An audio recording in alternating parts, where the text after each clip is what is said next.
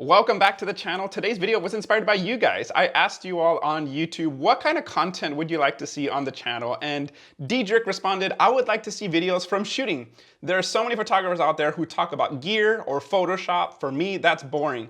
It's much more interesting to watch you working. Well, in this video, I'm gonna break down some of my favorite photographs and give you my insight into the decisions that led up to the photograph, from the location scouting to the pose and the composition. If you're new to the channel, consider subscribing because I post a lot of helpful content like behind the scenes from my photo shoots, Photoshop editing tutorials, and lens reviews. So now let's go ahead and cover todo el pedo.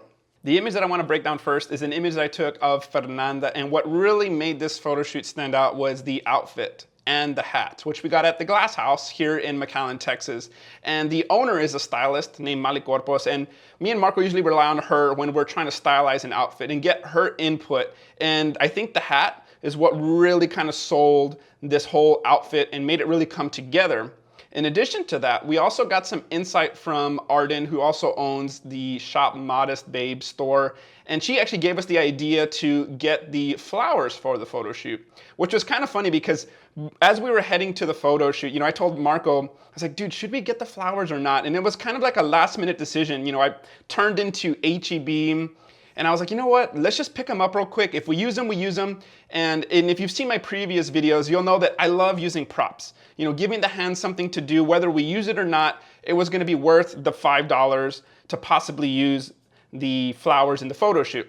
Once I had the flowers, I like to get to the photo shoot 20 to 30 minutes early to make sure that I have enough time to sort out my gear. So as the model shows up, we're not wasting any time. We can just lug our stuff in the cart and get straight to shooting.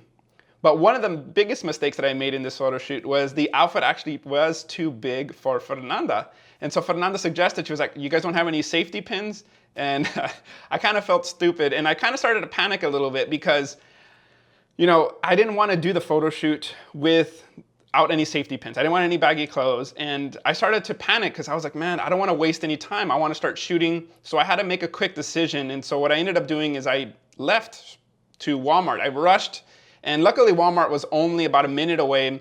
I rushed into Walmart, I grabbed the safety pins, and now every photo shoot, I'm definitely gonna be bringing these along with me because they saved the photo shoot, because I didn't wanna do the whole photo shoot with baggy clothes, and then it hurt the potential of the photo shoot because the clothes were real baggy. So if you guys don't have any safety pins, I highly recommend you bring these on every photo shoot.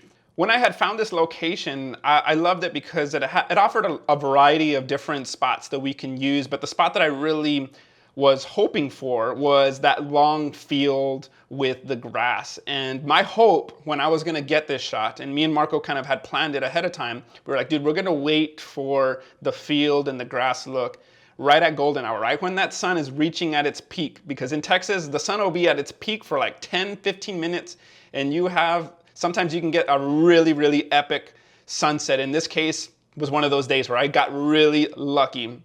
Once it was time to start shooting at the field, I had to make a decision. Was I gonna have Fernanda stand or sit in the grass? And one of the decisions that led me to have her sit down instead of standing is that the grass wasn't really high enough to really give it that sense of depth. What I really wanted was for her to sit down and me to kind of shoot through the grass, because that was gonna create depth, because I had grass in the foreground, I was gonna have Fernanda in the middle, and then the background was gonna be that beautiful sunset that we were gonna have. So that's what led up to that decision of her sitting down. And once I did have her sit down, when you're with these amazing sunsets, it's not as easy as it seems. Like, you have this epic sunset, but you better get the damn shot because you only have 10, 15 minutes to get that shot. So I was trying a variety of poses. I was saying, take off the hat, put it down, try it with the flowers, try it without the flowers. And I was just trying to get as much variety in a short span of time in order for me to get as many different looks and hopefully get the shot that I was trying to go for. One of the most important things that I did as I was getting the shot is I like to get a couple of shots, and then I like to show the model to see what her input is. Maybe she might see something that you're not seeing, like, oh, you know what, my hand looks weird, or maybe my leg looks weird, I need to fix this, or I need to fix my expression, my hair looks bad. So luckily, during this photo shoot, I did give Fernanda briefly a moment to take a look at the photos, and then we went back and we kind of built the shot together. And I like to tell the models, I'm gonna set the base of the pose, And then I want you to also give me some insight, because we're kind of like a team here. You know, I'm gonna tell you more or less what I'm looking for, and then feel free to add some of your own twist to the pose or some emotion to the pose as well. And here are the final results from the photograph. And let's look at some of the elements. The composition, we chose in low angle because we wanted that depth, because for the pose, we had her sit down because we wanted that depth, we wanted that grass in the foreground, and that low angle for the composition was really gonna help because it was gonna give us that visibility of that beautiful sunset that we had in the background. The location scouting, we specifically chose this spot because we knew it was gonna be a great shot during golden hour if the Texas sunset cooperated with us, and in this case we got really, really lucky.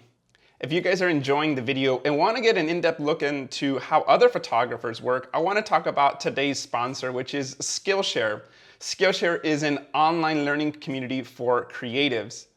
Skillshare offers thousands of inspiring classes for creative people on topics including photography, productivity, business, and more. Make great use of your downtime and check out Skillshare's online classes, which include a combination of video lessons and class projects. They have a wide range of categories from photography, film and video, and graphic design. One of the classes that I watched was Instagram-worthy photography, shoot, edit, share with Brandon Wolfel. What I really enjoyed about this class was the structure. You really get an inside look into his workflow from beginning to end, from how he composes his photographs and how he edits them in Photoshop for Instagram.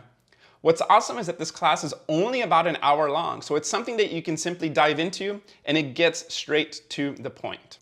After watching this class, it really inspired me to start shooting natural light again, especially during golden hour. For everything Skillshare offers, it's less than $10 a month with an annual subscription. The first 1,000 of my subscribers to click the link in the description will get a 2-month free trial of premium membership so you can explore your creativity. Now on to the next photo.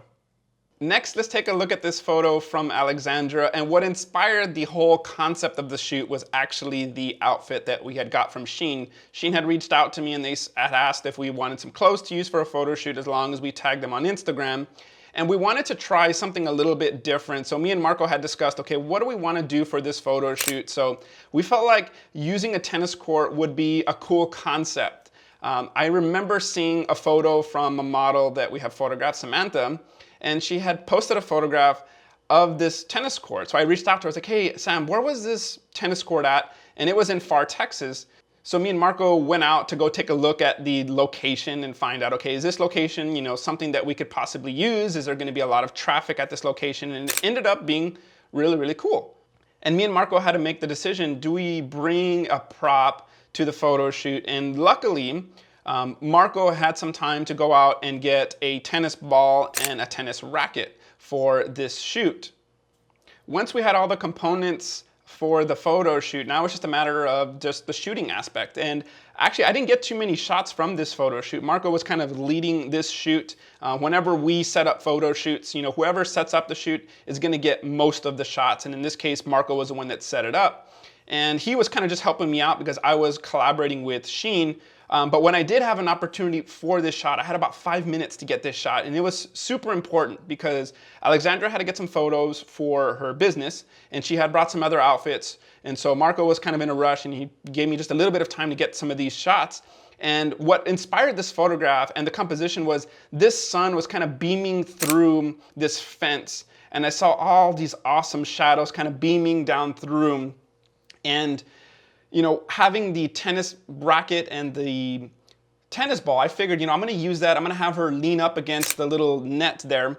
And what really helped for this picture was the fact that the sun was kind of shooting through this kind of diffusion material. It's like some black material, because had I gotten this shot or tried this shot really without that black material, that background would have been really overexposed. So it really helped diffuse that bright, bright sun in the background. So for this one, I just simply went in and I just had her hold up the tennis ball, had her cross her legs to add some kind of shape to the body. And within 5 minutes, this is the shot that I came up with. But another thing that I remember as I was shooting this was like I was specifically moving my camera around to get that little sun right in that little area of her shoulder to get really that nice little shine. So that was very, very intentional when I was shooting. That sun was not placed there on accident. It was something that I was intentionally kind of just framing myself as I was getting for that shot. Let's quickly review the ingredients that led up to the photograph. From the composition, which was inspired by the sun shooting through the fence, giving me those beautiful golden tones and those awesome dramatic shadows.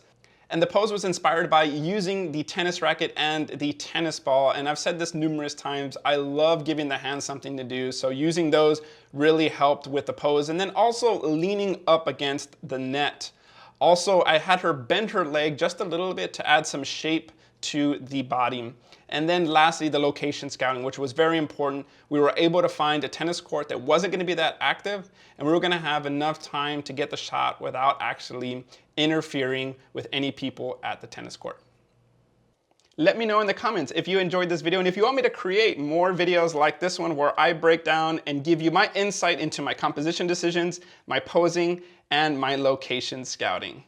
Stay safe, guys, and I'll see you guys on the next video. Peace out.